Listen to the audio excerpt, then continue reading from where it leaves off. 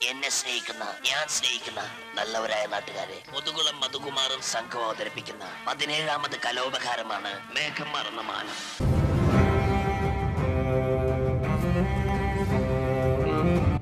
പരീക്ഷണം. ഓക്കെ, പരീക്ഷണത്തിനെ കുറിച്ച് എനിക്ക് ദിലീപനോട് ചോദിക്കാനുള്ളത്, ചോദിക്കാൻ ഏറ്റവും കൂടുതൽ പരീക്ഷണങ്ങളിലൂടെ പോയിക്കൊണ്ടിരിക്കുന്ന കറക്റ്റ് കാർഡ് എടുത്തിട്ടേ ഇപ്പൊ ഓർക്കുമ്പോ ഏറ്റവും കൂടുതൽ ചിരി വരുന്ന ഒരു പസിൽഡ് സിറ്റുവേഷൻ ഉണ്ടോ ലൈഫിൽ? കോംപ്ലക്സ് ആയിട്ട് തോന്നി, പക്ഷെ ഇപ്പൊ ആലോചിക്കുമ്പോ ആലോചിച്ചിട്ട് ചിരിക്കുന്ന എന്തെങ്കിലും ഒരു പസിൽ സിറ്റുവേഷൻ ഉണ്ടോ?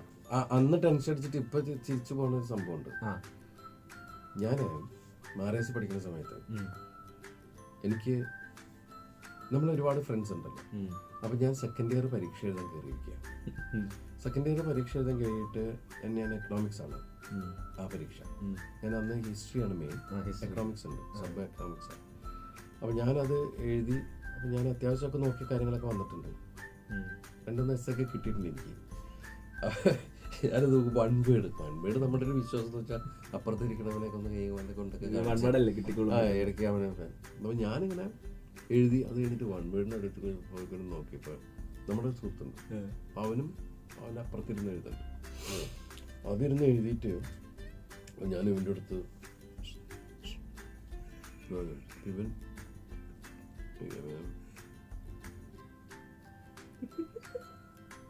രണ്ടാമത്തെ എന്താണ് നോക്കുമ്പോൾ അവൻ നോക്കിയിട്ട് ഇങ്ങനെ ഒന്നാമത്തെ ആണ് ഏത് അതിൻ്റെ അവൻ പിന്നെ നോക്കിയപ്പോ നാലാമത്തെ അവൻ നോക്കിയിട്ട്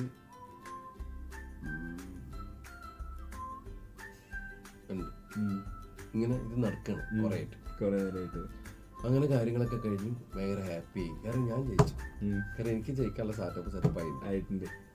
അവൻ ഞാനത് പുറത്തു വന്ന് പിന്നെ നമ്മളൊന്നൊരു കാൽക്കുലേഷൻ ഉണ്ടല്ലോ, എത്ര മാർക്ക് എടാ നീ ഇങ്ങനെ ഒക്കെ നോക്കും. അതെൻ്റെ ഒരു തകർച്ച ഉണ്ടായ ഒരു അവസ്ഥയായിരുന്നു. എന്താ പറ്റിയെന്ന് വെച്ചാല് അവൻ ഇസ്ലാമിക് ഹിസ്റ്ററി എഴുതും. നമ്മളീ ഒരുമിച്ച് നടക്കുമ്പോൾ ഇവന് ഏത് ഗ്രൂപ്പാന്ന് പോലും ചിന്തിക്കാത്തൊരവസ്ഥയിലെ പോയി.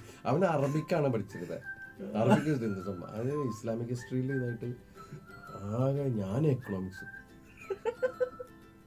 ഇസ്ലാമിക് ഹിസ്റ്ററിയുടെ ആൻസേഴ്സ് ആണ് എക്കണോമിക്സിനകത്ത് എല്ലാവരും ഇങ്ങനെ ഇരുത്തിയേക്കല്ലേ. അപ്പൊ നമ്മുടെ വിചാരം ഇവ മുഴുവൻ ഇവര് എക്കണോമിക്സ് ആണ് എന്റെ വിചാരം മുഴുവൻ.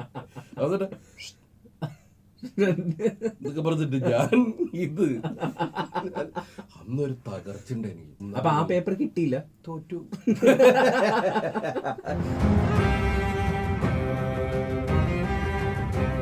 എറണാകുളം നോർത്ത് റെയിൽവേ സ്റ്റേഷനിൽ ട്രെയിൻ ഇറങ്ങിയിട്ട് വരുന്ന സമയത്ത് ലാലു ഒന്ന് മേളിലേക്ക് നോക്കുകയും ലാലുവിൻ്റെ ഇടത് കണ്ണില് കാക്ക കാഷ്ടിച്ചു. എന്നുവെച്ചാൽ പിടുങ്ങുന്നത് എന്തോ വീണു. ലാൽ കണ്ണു തുറന്നില്ല. ഇയാള് ചിരി തുടങ്ങിയിട്ട് അപ്പൊ ലാലു പതുക്കെ ഇത് എടുത്തപ്പോൾ ലാലിന് മനസ്സിലായി കുഴപ്പമില്ല. അപ്പൊ ലാലു അത്ര നേരം ഒരു സംവിധായക ഇതൊക്കെ ഒരു അങ്ങനെയുള്ളൊരു രീതിയിൽ കമൽ സാറിന്റെ അസിസ്റ്റന്റ് എന്നൊക്കെ ഉള്ള രീതിയിൽ നിൽക്കുകയൊക്കെ ആയിരുന്നു. അപ്പൊ കുറച്ച് പെണ്ണുങ്ങളൊക്കെ ഒന്ന് പരിചയപ്പെടുകയും സംസാരിച്ച ആ പെണ്ണുങ്ങളുടെ മുമ്പിൽ കൂടി ആണ് ഇത് സംഭവിച്ചത്. ഇയാൾക്ക് ചിരി കൂടി. കാരണം ഇയാൾക്ക് ഈ സംസാരത്തിന്റെ കുറച്ച് ഇതുള്ളത് കൊണ്ട് അങ്ങേർക്ക് കൂടുതൽ ഇടപെടാൻ പറ്റില്ല പെൺകുട്ടികളായിട്ട്. അപ്പൊ ആ പെൺകുട്ടികളുടെ മുമ്പിൽ വെച്ച് തന്നെ ഇയാളുടെ മാനം പോയതിന്റെ ഒരു സന്തോഷം ഇയാൾക്ക് കൂടി. എന്നിട്ട് ഇയാളിങ്ങനെ എന്ന് പറഞ്ഞിട്ടിരിക്കുക. ലാലു വരച്ചു കഷ്ടം എന്ന് പറയും. കാരണം കറക്റ്റ് അങ്ങനെ ഒരു ഇതായിപ്പോഴേക്കും കടലാസൊക്കെ എടുത്തു കൊടുക്കേണ്ടത് കളയാനൊക്കെ. അപ്പൊ പക്ഷെ ഇയാള് പറഞ്ഞെന്താന്നറിയാമോ, കക്കൂസ് എവിടെ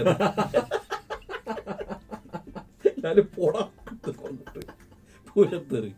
അപ്പൊ ഈ ഇങ്ങനെയുള്ള ആൾക്കാരുടെ കയ്യിൽ നല്ല സാധനങ്ങളായിരിക്കണം. പക്ഷെ അതൊരു കളിയാക്കലല്ല, അതൊരു വൈകല്യമല്ല.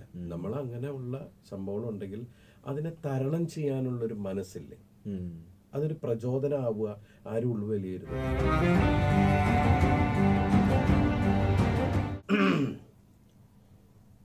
കിഴക്കേ ചക്രവാളത്തിലേക്ക് സൂര്യൻ വെള്ളിക്കോടാലിയുമായി പോയി. എന്തിനാന്നോ കിഴക്ക് വെള്ളം കീറാൻ നമുക്ക് അങ്ങനെയുള്ള ഒരു സാധനങ്ങളൊക്കെ ആയിരുന്നു ചെയ്തിരുന്നത്. ബട്ട് നിങ്ങൾ പ്ലാൻ ചെയ്തതായിരുന്നു അത്? നാദൃശ്യക്കും ദിലീപേട്ടനും എഴുതി സെറ്റ് ചെയ്ത്? പിന്നെ നമ്മൾ പ്ലാൻ ചെയ്തത്. നാദൃശ്യാണ് അതിന്റെ പാട്ടുകളൊക്കെ എഴുതി. ഇപ്പൊ കഴിഞ്ഞ ദിവസം ഇത് ഭയങ്കര അത്ഭുതമായി ഇപ്പൊ നിങ്ങൾ ചോദിച്ചത്. എന്താന്ന് വെച്ചിട്ടുണ്ടെങ്കിൽ കഴിഞ്ഞ ദിവസം ഖത്തറിലിരിക്കുന്ന സമയത്ത് ആരോ ഇത് അയച്ചു തന്നു. നമ്മള് ദേവപ്പെട്ട് പോയപ്പോ ഈ സീക്വൻസ് വാട്സപ്പ് ചെയ്ത് തന്നു. ഞാനും നാശോട് ഈയിടെ ഇത് കാണണ്ട എന്ന് പറഞ്ഞിട്ട് നമ്മള് ഈ ഓർമ്മകൾ അയവർക്കാന്ന് പറയും, നമ്മളത് എടുത്തിട്ട് നമ്മളിത് ഇപ്പൊ ചെയ്തു എന്ന് പറയുന്ന സാധനമല്ല. കാരണം ഇവരുടെ ഭയങ്കര മാനേഴ്സ് ഉണ്ട്. ഇപ്പോഴത്തെ ജനറേഷൻ അത് എത്രത്തോളം കമ്മ്യൂണിക്കേറ്റ് ചെയ്യണ്ടെന്ന് നമുക്കറിയില്ല. അന്ന് നമ്മളിത് നേരിട്ട് കണ്ടിട്ടുണ്ട്. ഈ മെയിൻ പരിപാടി ഈ ചായ കുടിയും വെള്ളം കുടിയല്ലേ. അപ്പൊ അങ്ങനെ ഇടയ്ക്ക് വരും അഥവാ എന്ന് പറഞ്ഞിട്ട് അതെ എന്നൊക്കെ പറഞ്ഞിട്ട് വെറുതെ കോട്ടയം ടൗൺ എന്നൊക്കെ പറഞ്ഞ് അങ്ങനെയൊക്കെ പറഞ്ഞപ്പോ ചെറുപായാണ്. അതിന്റെ ഇടയ്ക്ക് വണ്ടികള് ടക്ക് ടക്ക് ടക്ക് ടക്ക് പറഞ്ഞ അവിടെ മറ്റാള് പാട്ടും ബഹളമൊക്കെ അതിന്റെ ഇടയിൽ വന്നിട്ടാണ് വിടില്ല ഞാൻ രണ്ട് വാക്കുകളൊക്കെ മാത്രമേ പിന്നെ അതിന്റെ ഇടയ്ക്ക് അവരുടെ സംസാരവും കാര്യങ്ങളും മറ്റേ പിന്നെ ഓടി വന്നിട്ട് രണ്ട് സാധനം. അപ്പൊ നമ്മൾക്ക് ഭയങ്കര അതുപോലെ അത്ഭുതപ്പെടുത്തിയിട്ടുള്ള അന്നത്തെ കഥാപ്രസംഗം കലാലയ റാവുൻ അങ്ങനെയൊക്കെ ഉള്ളൊരു ഭയങ്കര അത്ഭുതങ്ങളായിരുന്നു. പക്ഷെ ഇന്നത്തെ എനിക്ക് തോന്നുന്നു ഈ ജനറേഷൻ അത് മിസ്സായിട്ടുണ്ട് ഭയങ്കരമായിട്ട്. കഥാപ്രസംഗം എന്ന് പറഞ്ഞാലേ ആ കല ഭയങ്കരമായിട്ട് പക്ഷെ ഗംഭീരമായ ഒരു കലയാണത്.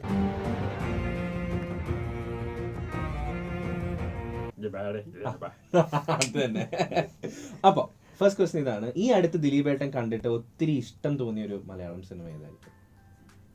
ഈ അടുത്തിപ്പോ ലാസ്റ്റ് ഞാൻ കണ്ടത് വിജയ് സൂപ്പർ പൗർണമിയാണ്. അതാണ് ഞാൻ ലാസ്റ്റ് കണ്ട നന്നായിട്ട് ഇഷ്ടപ്പെട്ട ഒരു സിനിമ ലാസ്റ്റ് വന്നതിൽ. ഓക്കെ, ഇനി next question, if you get back in to പ്രൊഡ്യൂസറായിട്ട് തിരിച്ചു വരുവാണ്, ഒരു സിനിമ ചെയ്യാൻ പ്ലാൻ ചെയ്യുകയാണെങ്കിൽ തമിഴിൽ നിന്നും മലയാളത്തിൽ നിന്നും ഓരോ ആക്ടറിനെ സെലക്ട് ചെയ്യാൻ ഞാൻ പറയുകയാണ്, റിക്വസ്റ്റ് ചെയ്യാണ്. ദിലീപേട്ടന് ആർക്കൊക്കെ ചാൻസ് കൊടുക്കും? On the top of your mind വരുന്ന 2 ആക്ടേഴ്സിന്റെ പേര് പറഞ്ഞാൽ മതി. അങ്ങനെ ചിന്തിക്കണെങ്കിൽ ഞാൻ തമിഴ് ആരായിരിക്കും? ഞാൻ രജനി സാറിനെ പറയും. ആഗ്രഹം പറഞ്ഞതുകൊണ്ട് ഇതാരെങ്കിലും കേട്ട് പ്രൊഡ്യൂസ് ചെയ്യണമെങ്കിൽ അതിന്റെ 10% എനിക്ക് കാരണം രജനികാന്ത് അമ്മയ്ക്കുള്ളത് പറഞ്ഞല്ല, ഇവര് ഒരുമിച്ചിട്ടുള്ളത് കണ്ടിട്ടില്ലല്ലോ. വർക്ക് ചെയ്യുമ്പോൾ ഏറ്റവും കൂടുതൽ ചിരിച്ച സിനിമ ഏതാണ്? ഞാൻ 3 സിനിമകളുടെ പേര് പറയാം. പഞ്ചാബി ഹൗസ്, മീശമാധവൻ, കല്യാണരാമൻ. 3 സിനിമയും ഒരുപാട് ചിരിച്ചാണ്. നമ്മൾക്ക് ഒരുപാട് ചിരിച്ച് ഷൂട്ട് ചെയ്ത സിനിമകൾ. കാരണം ഞാൻ പറഞ്ഞില്ലേ നേരത്തെ, നമ്മൾ ചിരിച്ചാലേ ചിരിക്കുള്ളൂ എന്ന് പറഞ്ഞ പോലെ നമ്മൾ ചിരിച്ച് ഫുൾ ചിരി നമ്മുടെ ബോഡിയിൽ നിന്ന് കളഞ്ഞതിന് ശേഷം നമ്മൾ ഷൂട്ട് ചെയ്തിട്ടുണ്ട്. കാരണം ഇല്ലെങ്കിൽ മുഖത്തോട് നോക്കി അപ്പം ചിരിക്കുന്നേ ഷൂട്ടിന്റെ ഇടയ്ക്കല്ല, ഷൂട്ടിന്റെ ഇടയ്ക്ക്. അങ്ങനെ റീടെക്സുകള് അന്ന് ഫിലിം അല്ലേ, അതുപോലെയല്ലോ ഡിജിറ്റൽ അല്ലല്ലോ. അന്ന് ഫിലിം പോണതിന്റെ പ്രൊഡ്യൂസറുടെ ചിരിയൊക്കെ മാഞ്ഞു തുടങ്ങി. ഇനി ഒരു ഫിലിമിന്റെ പ്ലാൻസ് ദിലീപേട്ടൻ ഓർക്കുന്നുണ്ടോ എന്ന് അറിയില്ല. From one of your films, ചെന്നങ്ങിന്റെ കൊലയാണെങ്കിൽ ആടും എന്ന് പറയുന്നുണ്ട്. അതല്ലാതെ വേറൊരു സംഭവം കൂടി ആടും എന്ന് ഇന്നസെന്റ് ഏട്ടൻ പറയുന്നൊരു സാധനമുണ്ട്.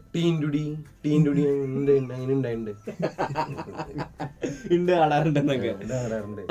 ഓക്കെ, ഇനി പഞ്ചാബി ഹൗസ്, ഉദയപുരം സുൽത്താൻ, വൃദ്ധന്മാരെ സൂക്ഷിക്കുക. ദിലീപേട്ടൻ വേഷം മാറി വന്നിട്ട് നടക്കുന്ന കുറച്ച് റൂൾസ് ഉള്ള സിനിമകളാണ്. 3 സിനിമകളാണ് വേഷം മാറി നടക്കുന്നത്. ഇവര് 3 പേരും കൂടി ഒരു സിനിമയിൽ വരികയാണെങ്കിൽ എന്ത് സംഭവിക്കും? ആൻഡ് ആ സിനിമയുടെ ടൈറ്റിൽ എന്താണ്? എന്താ സംഭവിച്ചാൽ പ്രൊഡ്യൂസറുടെ കാശ് പുറത്ത് പോകും. കാരണം ഗ്രാഫിക്സ് ചെയ്യലും കാര്യങ്ങളും പിന്നെ നമ്മള് കുറച്ച് കാശ് കൂടുതൽ ചോദിക്കും. അങ്ങനെയൊക്കെയുള്ള പരിപാടിയല്ല. കാശ് ചോദിക്കൽ മാത്രമേ ഉള്ളൂ, തരുമൊന്നുമില്ല. നിങ്ങൾ തന്നെയല്ലേ 3 അഭിനയിച്ചു. ടൈറ്റിൽ എന്ത് വെക്കും? ടൈറ്റിൽ പഴയ ടൈറ്റിലാണ് 3 ആർമി പോലത്തെ എന്തെങ്കിലും, അല്ലെ 3 Idiots ഏതെങ്കിലും കിടക്കണം. അങ്ങനത്തെ നല്ലൊരു ടൈറ്റിൽ വരും. ത്രിമൂർത്തി എന്നിടാം. ഓക്കെ,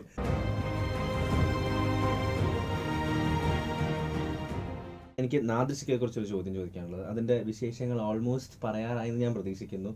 നാദൃശിക്കയുടെ പടത്തിൽ ദിലീപേട്ടൻ ടൈറ്റിൽ റോളിൽ വരുന്ന ഒരു സിനിമ ഉടനെ തന്നെ ഞങ്ങൾക്ക് കാണാൻ പറ്റുമോ? നമ്മളിപ്പോ ഒരു സിനിമയുടെ പണിപ്പുരയിലാണ് എന്ന് വെച്ചിട്ടുണ്ടെങ്കിൽ നമ്മൾ ഒരുമിക്കുമ്പോൾ എന്താണെങ്കിലും, പക്ഷെ നമ്മൾ കൂടുതൽ പ്രോമിൻസ് കൊടുക്കാൻ ആഗ്രഹിക്കുന്നത് ജെന്യുവൻ ആയിട്ടുള്ള ഹ്യൂമറിനാണ്, കോമഡി എന്നുള്ളൊരു സംഭവത്തിനാണ്. പിന്നെ നമ്മൾ കൂടുമ്പോൾ ചെറുതായിട്ടൊരു പൊടിക്കൊരു എക്സറേഷൻ നാച്ചുറലി സംഭവിച്ചേക്കും. എന്നാലും പ്രാധാന്യം ജെന്യുവിനിറ്റിക്കായിരിക്കാം എന്നുള്ള രീതിയിൽ. അപ്പൊ നമ്മൾ ഇങ്ങനെ ഉദ്ദേശിക്കുന്നത് കേശു ഈ വീടിന്റെ നാഥൻ എന്ന് പറയുന്ന ഒരു ഫിലിമിന്റെ പരിപാടികളാണ് നമ്മൾ ആലോചിച്ചിരിക്കുന്നത്.